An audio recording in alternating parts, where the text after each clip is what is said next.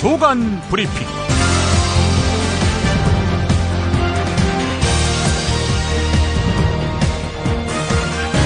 2016년 1월 19일 월요일입니다. 오늘은 한겨레에 실린 대통령은 정말 모르시는 것 같다라는 제목의 이동걸 동국대 경영대 초빙 교수의 칼럼으로 시작하겠습니다. 박근혜 대통령은 왜 국가 경제가 이 모양이 되었는지, 국가 경제를 되살리려면 무엇을 어떻게 해야 하는지 모르시는 것 같다. 젊은이들이 왜 힘들어하는지, 무엇이 우리 젊은이들을 포기하게 만드는지, 젊은이들을 위해 무엇을 해주어야 하는지 모르시는 것 같다. 대다수 국민들이 왜 우리 사회가 불평등하고 불공정하다고 생각하는지 모르시는 것 같다. 국가의 미래가 어떻게 될지도 모르시는 것 같다. 정치적 목적을 위해 경제 위기라는 말을 서슴없이 쓰면서도 정작 심각한 경제 위기가 다가오고 있다는 건 모르시는 것 같다. 가계부채 부담을 덜어주겠다던 약속, 5살까지 보육과 교육에 대해 국가 완전 책임제를 실현해서 무상보육과 무상유아교육을 하겠다는 약속, 교육비 걱정을 덜어주겠다는 약속, 이런 약속을 했었던 것을 박 대통령은 모르시는 것 같다. 그것이 자신의 대선 공약 1, 2, 3호인 것도 모르시는 것 같다. 자기는 실천 못할 약속은 한 적이 없다고 했던 말, 모든 약속이 재정적으로 실행 가능한지 한 개 한 개 모두 따져보고 또 따져봤다고 했던 말, 약속했던 것은 정치 생명을 걸고 지켰다고 했던 말, 이런 말을 본인의 입으로 했었다는 사실을 모르시는 것 같다. 이런 말을 본인의 입으로 했었다는 사실을 모르시는 것 같다. 박 대통령은 본인이 국정과 민생을 내팽개치고 정치만을 일삼고 있다는 것을 모르시는 것 같다. 본인의 정치와 정쟁은 국정이요 민생이라고 생각하시고, 야당과 불순한 국민의 국정과 민생 요구는 정치요 정쟁이라고 생각하시는데 진실은 그 반대라는 것을 모르시는 것 같다. 국민과의 약속을 가장 많이 어긴 사람이 자신이라는 것을 모르시는 것 같다. 서민의 입장에서는 박 대통령이 배신의 정치 1호라는 것을 모르시는 것 같다. 국민의 심판을 받아야 할 정치인 1호가 정작 본인이라는 것을 모르시는 것 같다. 최고 수준의 동반자 관계에 운운하던 외교 성과가 속된 말로 내수용 뻥이고, 그러니 정작 일이 터지고 나면 중국도 러시아도 미국도 우리 편이 아니라는 것을 모르시는 것 같다. 위안부 합의가 잘못됐다는 것도 모르시는 것 같다. 박 대통령이 아는 것은 박정희에게서 배운 것이 전부라는 걸 모르시는 것 같다. 그건 19세기 환경에서나 쓸 수 있는 19세기식 방법이고 지금은 21세기라는 것을 모르시는 것 같다. 지금의 젊은 세대는 박근혜를 통해 박정희를 본다는 걸 모르시는 것 같다. 20년 뒤에는 박정희 향수 세대가 박정희 혐오 세대로 대체된다는 것을 모르시는 것 같다. 그게 박정희를 우리 역사에서 지우는 가장 확실한 방법이라는 걸 모르시는 것 같다. 아, 저 결혼 때문에 이제 집도 사야 되는지, 전세도 없고. 걱정이겠다. 나도 투자가 걱정이야. 어떻게 해야 될지 모르겠어. 근데요, 인터넷의 정보는 정말 믿을 수 있는지 모르겠어. 이거 다 찌라시야. 찌라시? 그럼 어디서 정보를 구해요? 그러게 나도 걱정이야. 어떡하지? 잠깐만요. 여러분들을 위해 선대인 경제연구소가 있습니다. 저성장 시대를 돌파하는 지혜, 푸짐한 혜택을 제공하는 선대인 경제연구소의 새해 이벤트에서 만나보십시오. 경제전망보고서, 주택시장 전망보고서, 성장형 우량주 선별법 보고서 등을 무료로 볼 수 있는 이번 기회 놓치지 마세요. 인터넷에서 선대인 경제연구소를 검색하시거나 문의전화 070-7584-2050.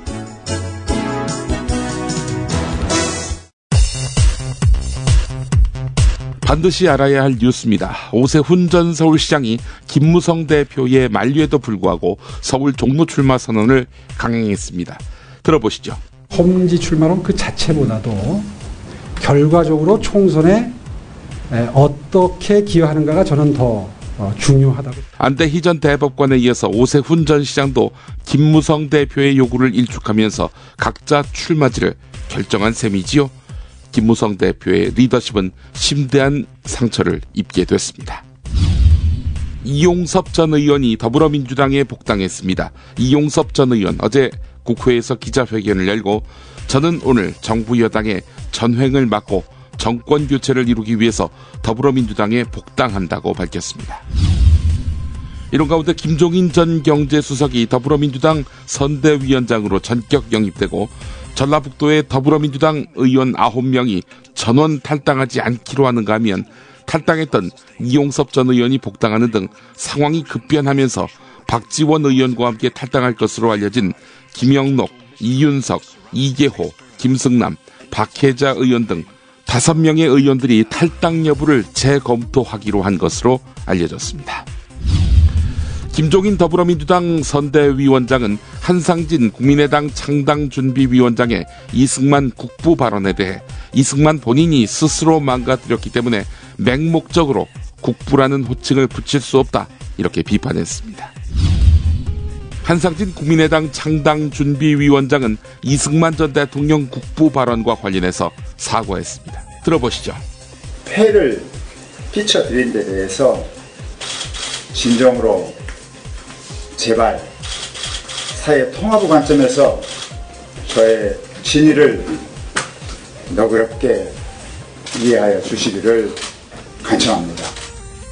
그러나 이승만 전 대통령은 자유민주주의 체계와 가치관을 이 땅에 도입했고 학교 교육을 통해서 젊은 세대에게 민주주의 가치관을 전파시키고 심화시켰다면서 거듭 이승만 전 대통령을 감싸고 돌아서 진정성의 의구심을 남겼습니다. 105년 대만 역사상 첫 여성 총통이 탄생했습니다. 차이잉원 대만 민진당 주석이 그러한데요. 그제 치러진 대만 총통 선거에서 승리를 확정짓고 8년 만에 정권 교체에 성공했습니다. 지난 수십 년 동안 이란에 가해졌던 국제사회의 경제 제재가 풀렸습니다. 미국과 유럽연합은 대이란 경제 금융 제재를 해제한다고 밝히면서 이란은 핵 합의 프로그램의 이행을 성공적으로 수행했다고 평가했습니다. 이로써 중동의 대국인 이란은 본격적인 개발과 경제 성장의 기반을 다지게 됐습니다. 김용민의 조간브리핑 광고 듣고 오겠습니다. 정말 맛있다. 이 말 한마디면 모든 게 설명됩니다. 30년 전통 자연의 이로움을 담은 김치 이담채 김치 1544-4586 1544-4586 술자리 많은 요즘 3차까지 달린 당신을 위한 필수품 전창걸의 새싹 땅콩차. 이제 속쓰림은 잊으세요. 070-8635-1288 070-8635-1288 수면 무호흡, 심한 코골이 이제 걱정 마세요. 여행, 군생활, 찜질방에서도 확인된 코골이 방지기구 코골이 119 1566-0783 1566-0783 첫 소식입니다. 청년배당, 무상산후조리, 무상교복 등 3대 무상복지를 자체적으로 하겠다.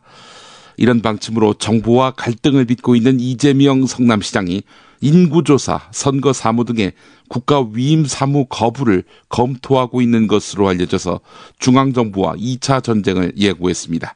이재명 시장이 며칠 전 경기일보와의 인터뷰에서 중앙정부가 지방정부를 탄압하고 폄훼하고 분권 교부세까지 안 준다고 한다면 우리도 국가가 맡기는 일을 거부할 수 있다라면서 강력하게 맞섰습니다. 국가 위임 사무는 국가의 사무를 지방자치단체의 간섭이나 지방자치단체의 재원이 아닌 국고부담으로 자치단체에 위임한 사무를 말하는데요. 호적, 주민등록, 민방위, 선거, 인구조사, 국세조사 등이 있습니다. 중앙정부와 정면 승부를 벌이겠다는 선언, 귀추가 주목됩니다.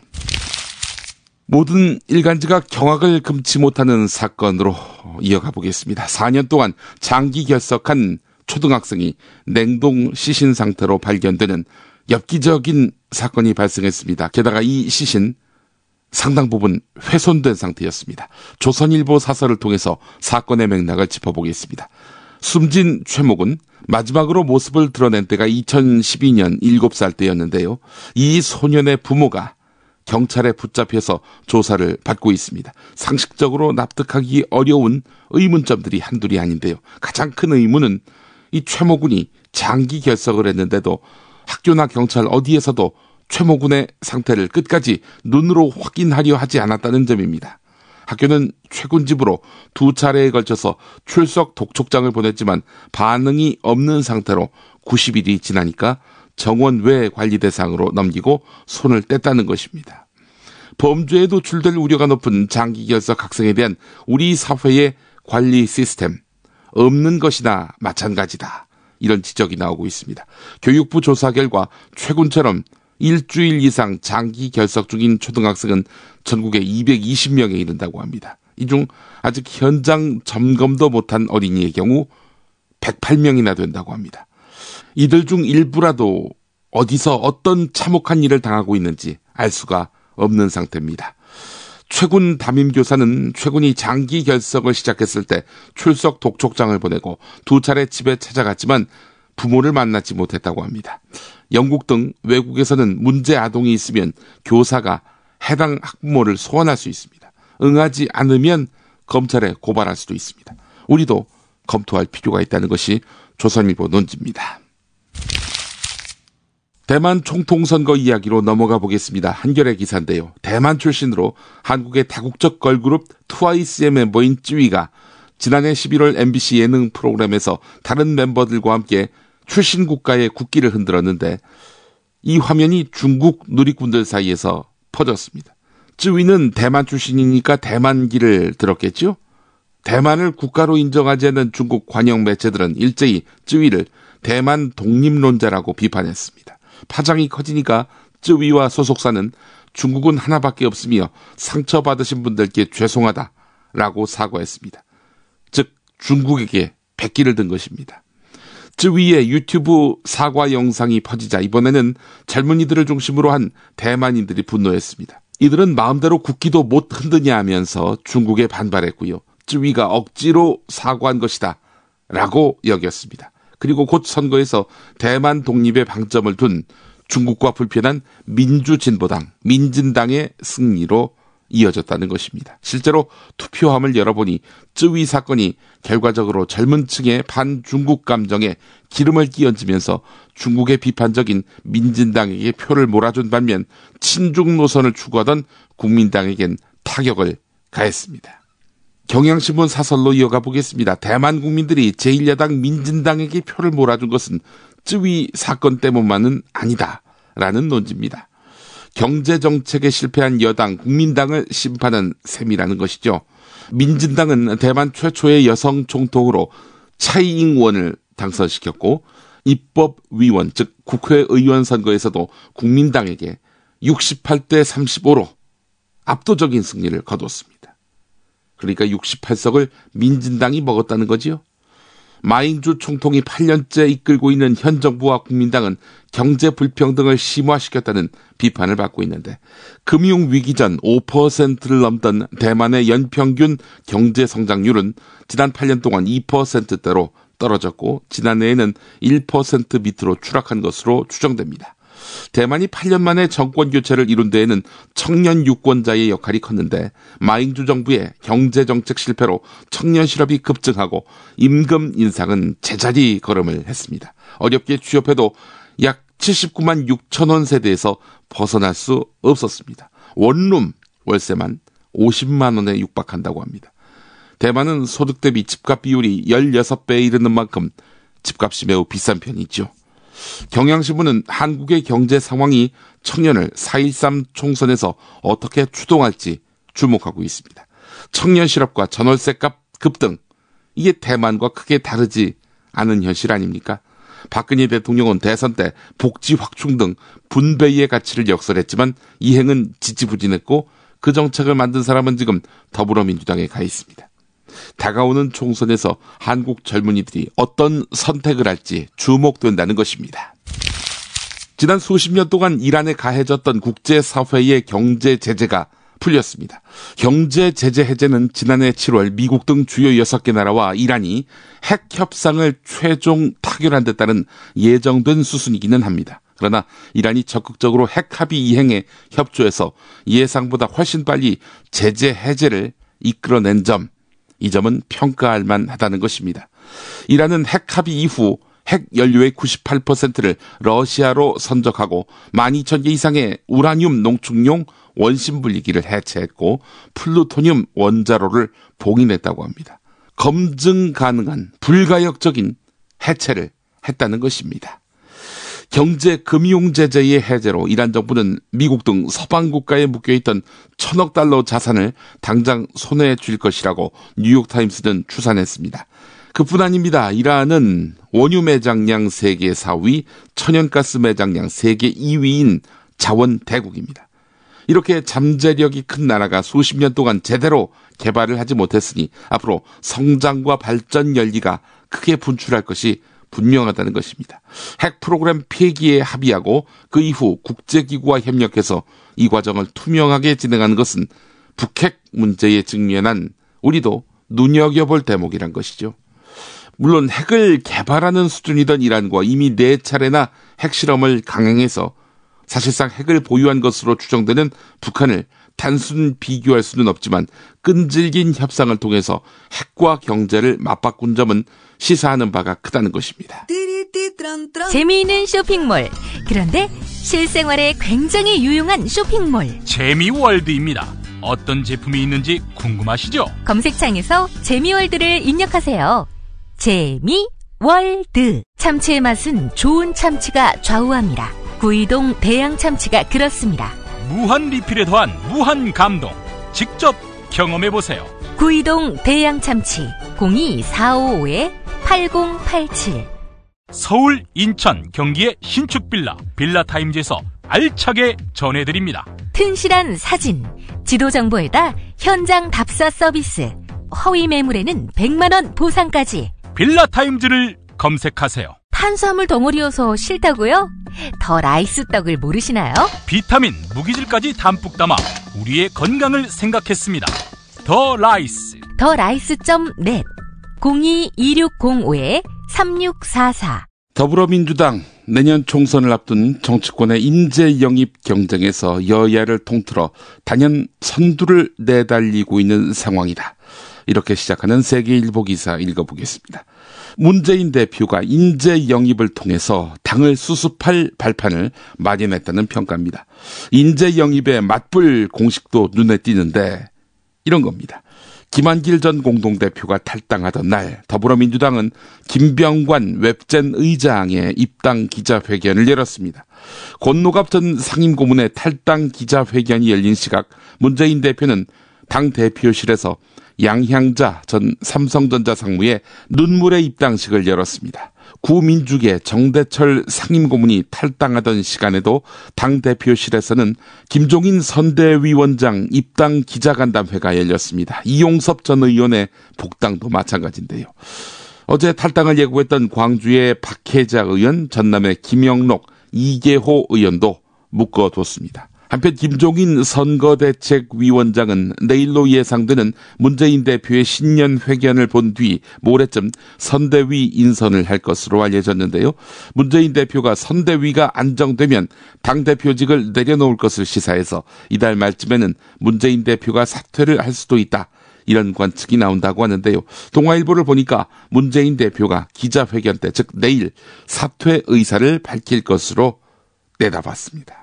한겨레 보겠습니다. 국민의당 난감한 기색이란 것입니다. 한상진 발언 파동 등의 여파로 한국갤럽 조사에서 21%까지 올랐던 정당 지지율이 19%로 떨어진 데다 안철수 의원이 나서서 추진해온 인재 영입이 뚜렷한 성과를 거두지 못하고 있다는 것입니다.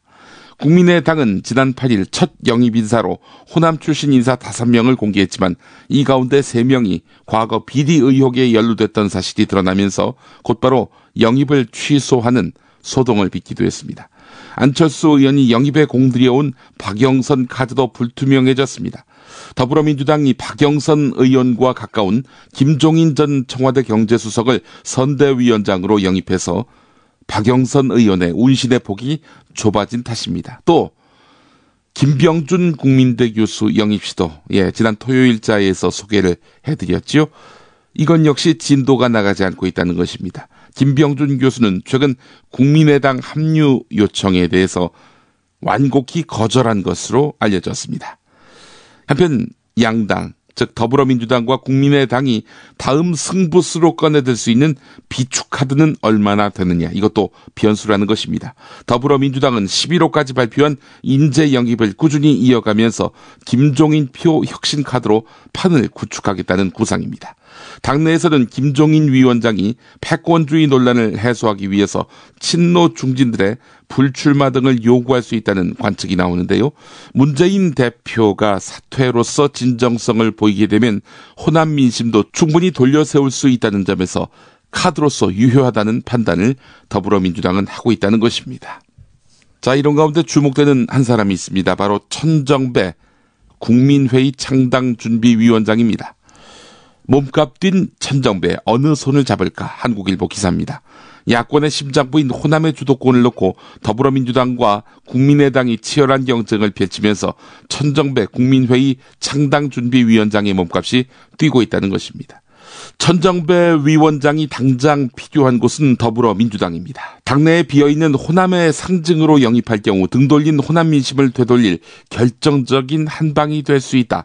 더불어민주당은 이렇게 인식하고 있다는 것입니다. 그러나 국민의당은 천정배 위원장과 연대할 가능성이 높은 곳은 바로 자기들이다, 이런 입장입니다. 더불어민주당을 집중 공격했던 천정배 위원장으로서도 굳이 호남 민심으로부터 외면받고 있는 것으로 알려진 더불어민주당과 손을 잡을 가능성은 낮다, 이렇게 국민의당은 판단하고 있다는 것입니다. 그러나 당사자인 천정배 위원장 일단 마이웨이를 외치면서 당분간 독자 노선을 걷겠다는 입장을 밝혔습니다. 한국일보 기사를 자세히 읽어보면요, 천정배 위원장은 더불어민주당에 기울어진 듯한 흐름입니다. 일부에서 문재인 대표의 사퇴를 연대의 조건으로 삼고 있다는 말에 대해서 천정배 위원장은 과감히 변화가 필요하다고 했지 문재인 대표의 사퇴를 언급한 적은 없다, 이렇게 부인했습니다. 더불어민주당으로 돌아가는데 큰 장애물이 없다는 얘기입니다. 하지만 현지 시민, 종교계 지도자들과 민심은 그의 국민의당 행을 원한다는 것으로 알려져 있다. 한국일보는 이렇게 전하고 있습니다. 문제는 천정배 의원이 애초에 물갈이 대상으로 삼은 상당수 호남권 의원들이 더불어민주당을 탈당해서 국민의당에 합류해 있다는 점입니다.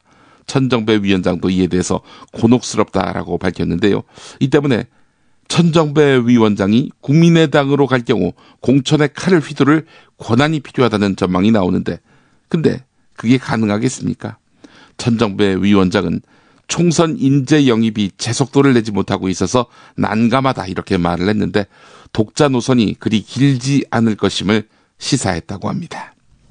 자, 이런 가운데 안철수 국민의당 의원이 4.13 총선을 앞두고 야권 연대를 하지 않겠다고 선언했습니다.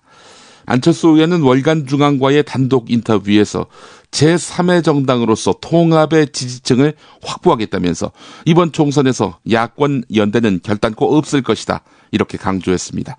안철수 의원과의 인터뷰는 지난 13일에 이루어졌는데요. 월간 중앙 2월호에 실린다고 합니다. 2월호, 오늘 나온다고 하는군요. 특히 안철수 의원은 정치 혁신을 위해서 당론이 정해지면 자신의 지역구인 서울 노원병 이외에 험지에 출마하거나 총선에 불출마하는 것도 고려하고 있다, 이렇게 말했다고 합니다.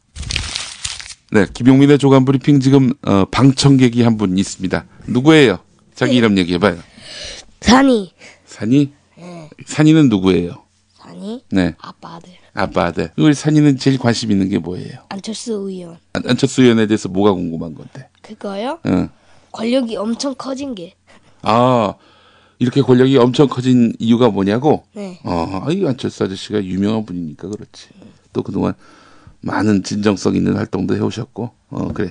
자, 그러면 산이가 뉴스의 재구성 듣고 오겠습니다. 해봐. 뉴스의 재구성 듣고 오겠습니다.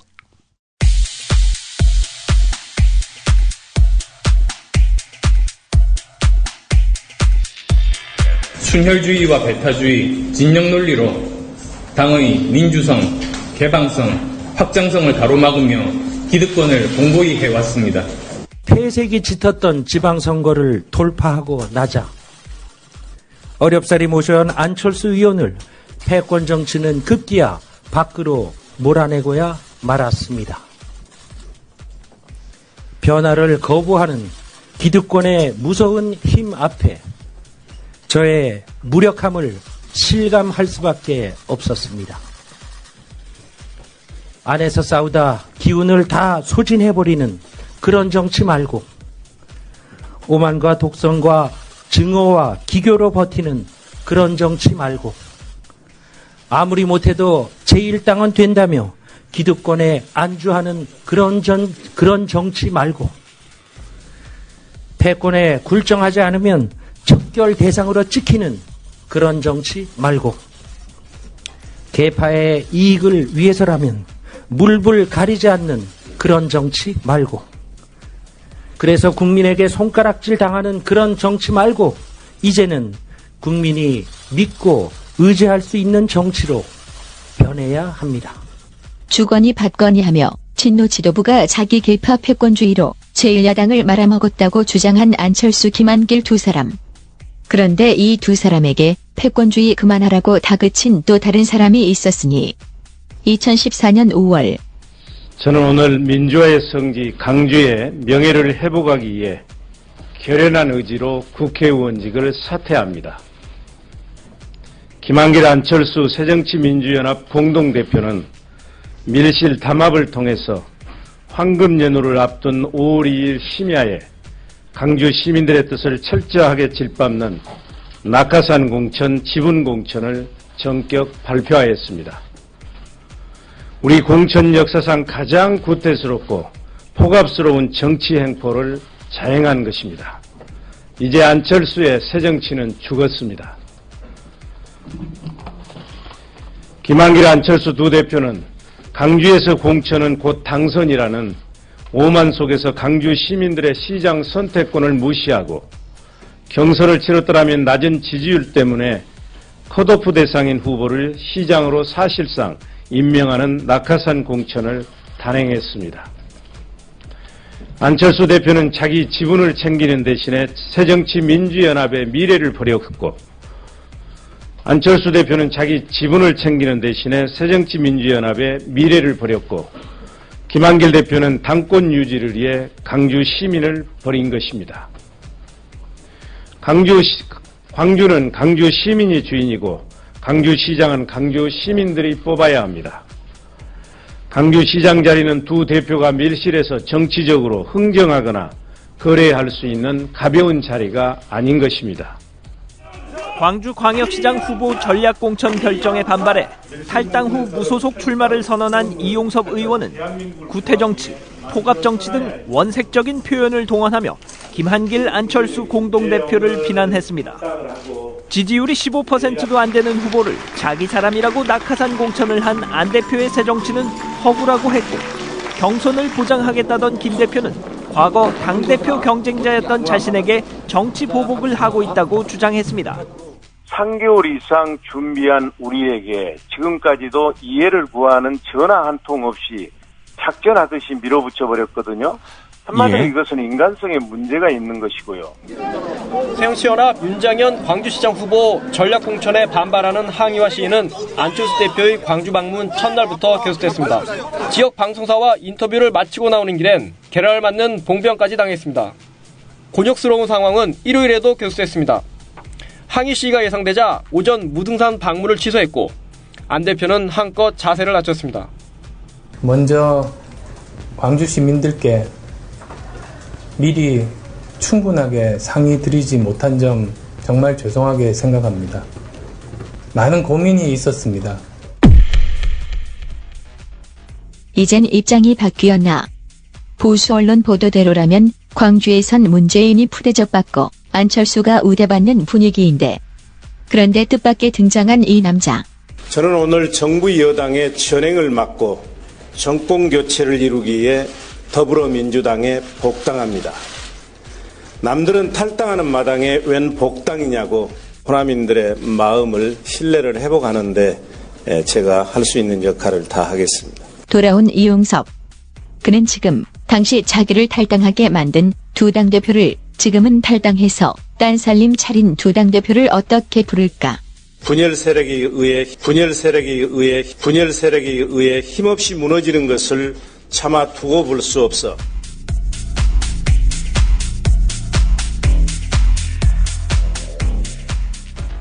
한우 사고를 집어넣고 24시간 팔팔 끓인 곰탕, 연지연 곰탕. 어린이부터 노인까지 누구나 좋아하는 건강식 연지연 곰탕. 택배로 신청하시려면 010-7252-1114. 전국 방방곡곡 최고의 먹을거리를 모았습니다.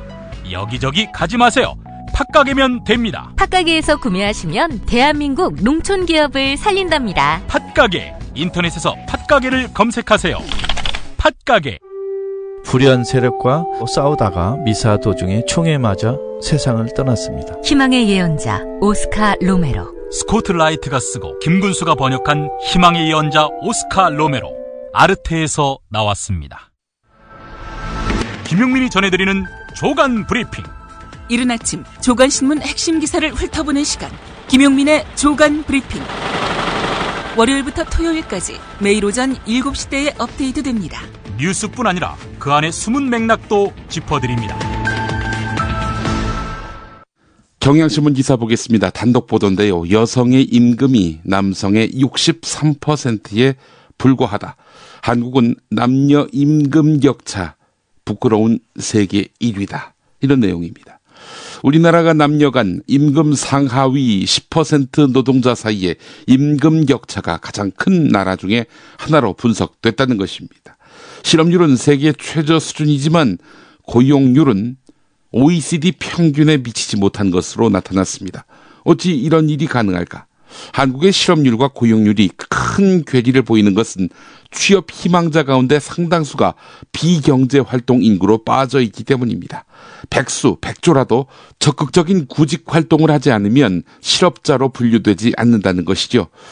고령층 고용률은 OECD 평균 이상이었습니다. 하지만 청년 니트족, 즉 일하지 않고 일할 의사도 없는 사람의 비율도 평균 이상이었습니다. 종합해보자면 다른 나라보다 무기력한 청년들이 많다는 이야기입니다. 경향신문이 OECD에 더 탄력적이고 포용적인 노동시장 만들기 보고서를 입수해서 분석한 결과입니다. 동아일보 단독 보도를 보겠습니다. 유일호 경제부총리 겸 기획재정부 장관과의 인터뷰 내용인데요. 베이징 디아오이타이에서 열린 아시아 인프라 투자은행 개소식에 참석한 뒤 인터뷰를 가진 것입니다. 핵심적인 발언은 이런 것이었습니다. 기업 구조 조정에 뾰족한 방법이 없다고 하는데 지금은 있는 것 없는 것 다 동원할 때다. 사안별로 접근하겠다. 네, 기업 구조 조정에 적극적으로 나서겠다. 이런 이야기입니다. 구조 조정에 따르는 일시적인 고통은 감내해야 한다. 이런 말도 했는데요. 이런 말까지 했네요. 일부에서 나보고 순둥이라고 하는데 경제 운영에 관한 내 나름의 철학과 의지를 갖고 있다. 전쟁을 치르는 각오로 나서겠다. 이렇게 말했습니다. 예, 네, 순둥이니까 부총리로 발탁된 거 아닙니까? 박근혜 대통령 앞에서도 전쟁을 치르는 각오로 할 말은 하고 바꿀 것은 바꾸는 그런 경제 수장으로서의 역할 기대해도 될까요? 한겨레 기사 보겠습니다. 이명박 정부 시절 이명박 대통령의 고려대 현대건설 인맥이 공공조달 부문에 영향을 끼쳐서 연간 국내 총생산 GDP의 0.21에서 0.32%에 이르는 손실이 발생한 것으로 분석한 논문이 나왔습니다.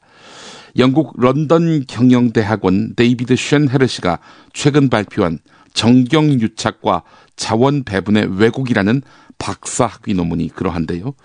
그 근거는 고려대 출신이 검사장은 5명에서 11명으로 2배 이상 늘고 장관급은 11.7%에서 13.3%로 청와대 고위 공직자는 14.7%에서 22.9%로 이명박 정부 시절 대통령과 인연이 있는 사람들이 요직에 올랐음을 제시했는데요. 또 이들 기관의 하위 기관까지 이런 인연의 낙수 효과가 발생했을 것으로 추정했습니다. 자, 그렇다면 손실이 났다고 했는데 구체적으로 그 실태는 어떠할까?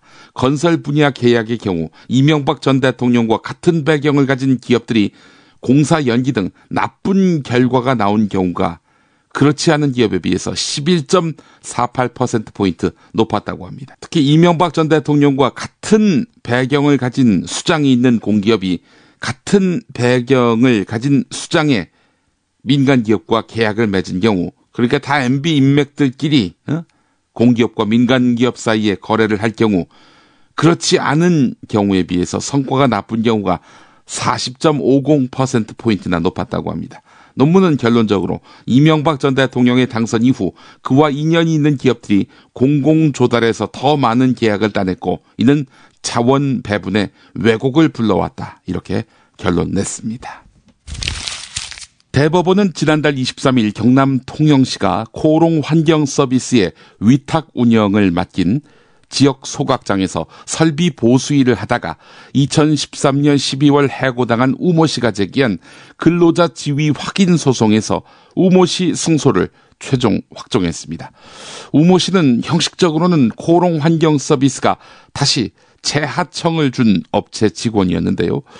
우모씨는 일하는 10년 동안 근로계약서도 제대로 쓰지 않았고, 소각장에서 일하는 32명 가운데 코오롱 소속 노동자는 관리 업무를 담당하는 소장 등 5명뿐이었다. 나머지 27명은 모두 하청 소속이었다, 이렇게 말했다고 합니다. 권두섭 민주노총 법률원장, 이분이 변호사인데요. 이번 판결은 비록 직접 지방자치단체를 대상으로 한 것은 아니지만 많은 지방자치단체가 자신의 고유 업무를 이런 방식으로 위탁을 주고 그 뒤에 재위탁까지 이루어지면서 불법 파견이 횡행하고 있다는 사실이 확인된 것이라면서 공공부문은 모범적 사용자로서 책임을 져야 한다, 이렇게 말했습니다. 박근혜 정부의 노동개혁안은 불법 파견을 합법 파견으로 바꿔주는 거 아닙니까? 그래서 노동계가 반발하고 있고 반대하고 있는 것입니다. 한겨레 단독 보도였습니다. 동아일보 단독 보도 보겠습니다. 중앙선거관리위원회가 첫 호남 출신 인물이 선출된 제23대 농협중앙회장 선거와 관련해 검찰에 수사를 의뢰한 것으로 알려졌습니다. 중앙선관위는 농협회장 선거 당일 결선 투표 직전에 2차에서는 김병원 후보를 꼭 찍어달라는 내용의 문자 메시지가 선거인단에게 발송된 사실을 확인한 것인데요. 문자 메시지는 결선 투표를 앞두고 수차례에 걸쳐서 집중 전송된 것으로 파악됐습니다. 누가 휴대전화로 문자 메시지를 보냈는지는 구체적으로 밝혀내지 못했지만 문자 메시지에 최덕규 올림, 이런 내용이 포함된 것으로 전해졌습니다. 자, 그런데 김병원 후보 결선 투표에서 289명의 선거인단 가운데 163표를 얻어서 신임 회장에 당선됐지요. 중앙선관위는 최 씨의 혐의를 두 가지로 판단하고 있습니다. 현행 공공단체 등 위탁선거에 관한 법률 66조의 각종 선거운동 제한 규정에 해당한다, 이렇게 파악하고 있습니다. 선거운동 제한 규정을 위반했다, 이런 얘기죠. 이 조항을 위반하면 2년 이하의 징역 또는 2천만 원 이하의 벌금을 내야 합니다. 당연히 김병원 후보의 당선에도 영향을 미치겠죠. 선거 당일 문자를 뿌린 분, 그런 분은 또 있죠. 2012년 12월 19일에 말입니다. 그날 그 문자덕을 보셨는지 하여간 당선이 됐습니다. 그분에 대해서는 왜 중앙선관위가 수사 의뢰를 안 하는지 모르겠습니다. 계속해서 한겨레 기사 보겠습니다. 누리과정 예산 갈등이 해법을 찾지 못하는 가운데 어린이집과 유치원의 보육료 결제일이 다가오고 있습니다. 특히 유치원 같은 경우 오는 20일에서 25일이 결제일인데요. 그래서 일부 사립 유치원은 운영비를 충당할 대출을 받기 위해서 교육청 쪽에다가 보증을 요청하는 이런 자구책 마련에 나섰습니다. 사립 유치원 운영의 법적 근거가 되는 현행 사립학교법은 사립학교 설립자가 금융권으로부터 차입을 받아서 운영비를 충당하는 것을 금지하고 있지만 누리과정 지원 중단이라는 전례 없는 상황에서 일부 사립 유치원장들이 교육감의 보증을 조건으로 대출을 받는 방법을 강구하고 있다는 것입니다. 시교육청은 오늘로 예정된 이준식 사회부총리 겸 교육부 장관과 전국시도교육감협의회 회장단의 면담 결과를 지켜본 뒤 사립유치원 대출 가능 여부를 검토할 계획이라고 합니다. 한겨레 단독 기사 보겠습니다. 곱셈 기초공식 9구단을 써넣은 1500여 년 전에 백제 나무 문서가 발견됐습니다. 한반도에서 처음 확인된 수학 공식을 써넣은 고대 문서이면서 국내 최고의 수학사 관련 유물입니다. 자, 한국문화재재단은요, 2012년 백제 사비성터인 충남 부여읍 쌍북리 일대의 옛 관청터를 발굴 조사할 당시 6에서 7세기쯤 목간들의 정빌 판독 결과를 공개했는데 이들 가운데 한 점에서 9구단 일부를 확인했다는 겁니다. 96, 54, 43, 12, 44, 16 이런 9구단 공식이 확인됐다는 겁니다. 김재홍 국민대 교수는 백제인들이 9구단으로 숫자를 셈하면서 건축이나 측량에 활용할 만큼 상당한 수준의 수학 지식을 갖고 있었음을 보여준다. 이렇게 평가했습니다. 중앙일보 단독 기사 또 하나 보겠습니다. 김정일 북한 국방위원장이 3대까지 권력을 세습할 생각이 애초부터 없었으며 김일성 북한 주석은 자신이 죽은 뒤 후계자가 주체 노선에서 이탈할 경우 권총으로 사살하라는 명령을 측근들에게 내렸다는 주장이 나왔습니다. 국가정보원 해외 북한 담당 1차장과 대통령 국가안보보좌관을 지낸 라종일 한양대 국제학부 석좌 교수가 조만간 발간될 장성택의 길이란 책에서 밝힌 내용이라고 합니다. 월간 중앙이 입수한 이 책의 원고에 따르면 김정일 위원장은 후계 구도와 관련해서 주변에다가 또 한 번의 세습에 의한 권력 승계는 없다. 김씨 가문은 앞으로 국가의 정통성과 정체성을 담보하는 상징이고 인민들의 충성의 대상으로만 남도록 할 것이다. 마치 일본의 천황제와 같은 제도를 고려하고 있다는 것인데요. 김정일 위원장이 말이죠. 이 보고를 접한 김대중 대통령은 그게 될 말인가? 그런 일이 되겠는가? 라면서 회의적인 반응을 보였다. 이런 대목도 있습니다. 이제는 그를 만날 때입니다. 정선태.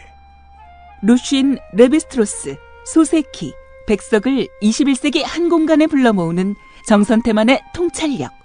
직접 느껴보실 수 있습니다. 가르강티아 팡타그리엘 라블레 소설, 그걸 읽으면서 혁명은 즐겁게 하는 것이다. 유머와 혁명. 너무 진중하고 진지해요. 그러지 말자. 이게 원한으로 싸우면 우리가 원한에 휩싸이게 된다.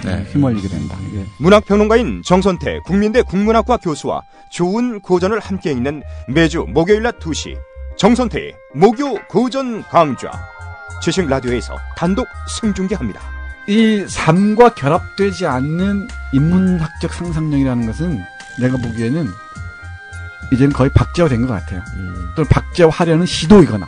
정선태의 목요 고전 강좌. 현장에서 직접 동참하기 원하는 분은 서울 지하철 1호선과 7호선, 가산 디지털 단지역 8번 출구와 연결된 우림 라이온스밸리 A동 810호. 지식라디오 공개홀로 방송 10분 전까지 선착순 착석하실 수 있습니다.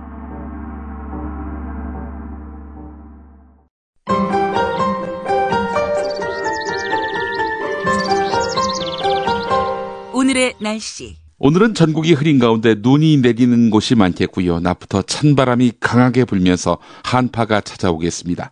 기상청은 북서쪽에서 찬 대륙 고기압이 확장하면서 내륙 곳곳에 눈이 오겠고 특히 서해안과 섬 지역에는 폭설이 쏟아지겠다고 밝혔습니다. 오늘 낮 기온은 서울이 영하 4도에 머물겠고 바람이 강하게 불면서 아침보다 추워지겠습니다. 특히 내일 아침에는 서울 기온이 영하 14도까지 떨어지는 등 이번 겨울 들어서 가장 심한 추위가 찾아올 것으로 보입니다. 오늘 김용민의 조간브리핑은 김누리 중앙대 동문학과 교수의 100만 난민을 받는 나라의 교육이란 제목의 칼럼을 소개하면서 마무리하겠습니다. 김누리 교수 칼럼은 제가 기다리는 칼럼 중에 하나입니다. 독일에서 가장 부러운 것을 하나 택하라면 나는 주저없이 시위하는 초등학생을 꼽겠다. 잘 달리는 메르세데스 벤츠나 볼 잘 차는 축구대표팀도 부럽긴 하다. 하지만 내 가슴을 울렁거리게 하지는 못한다. 유학 시절 아마존을 살려내라, 아웅산 수치를 석방하라 이렇게 외쳐대는 초딩들을 텔레비전에서 보고 놀란 적이 있다. 앙겔라 메르켈 독일 총리는 작년 시리아 난민 사태가 유럽 대륙을 흔들던 무렵 100만 난민을 수용하겠다고 밝혀서 세상을 놀라게 했다. 어떻게 이런 일이 가능할까? 어느 나라 국민이 100만 난민을 받겠다는 정부를 용인할 수 있을까? 물론 독일에서도 메르켈의 결정에 우려와 비판의 목소리가 높았다. 그러나 이 놀라운 결정이 몰고 오리라던 정치적 후폭풍은 의외로 잔잔했다. 국민들은 불확실한 미래에 대한 우려 속에서도 메르켈의 결정을 받아들인 것이다. 사실 메르켈의 결단보다 더 놀라운 것은 이를 받아들인 독일 국민의 정치 의식이다.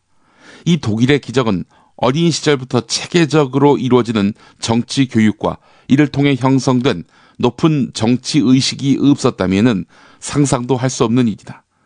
베를린의 어린 초딩 시위대는 100만 난민의 기적을 낳은 사회적 분위기를 상징한다. 실로 독일의 교육은 나치 시대에 인류사적인 죄악을 저지른 독일인을 인도적인 세계 시민으로 변화시키는데 성공한 것처럼 보인다. 이 성공의 바탕에는 정치 교육이 있다.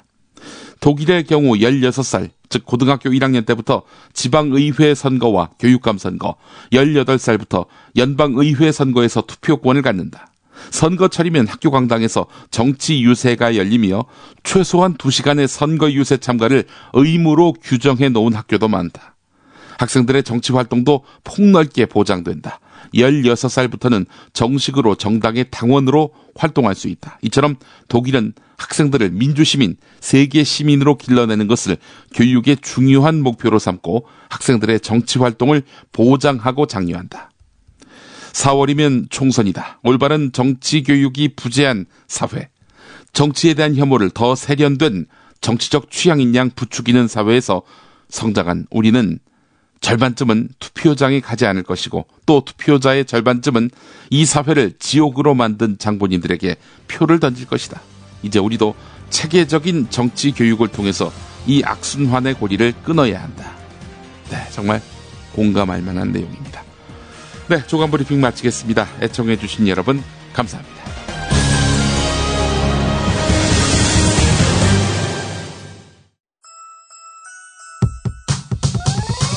이번 방송 괜찮았나요? 작별의 여운 이렇게 표시해주세요. 다운로드하기, 댓글 달기, 구독하기, 별점 주기. 더 좋은 방송 만들어달라는 약속 이렇게 응원해주세요. 다운로드하기, 댓글 달기, 구독하기, 별점 주기. 기억하셨죠? 다운로드하기, 댓글 달기, 구독하기, 별점 주기.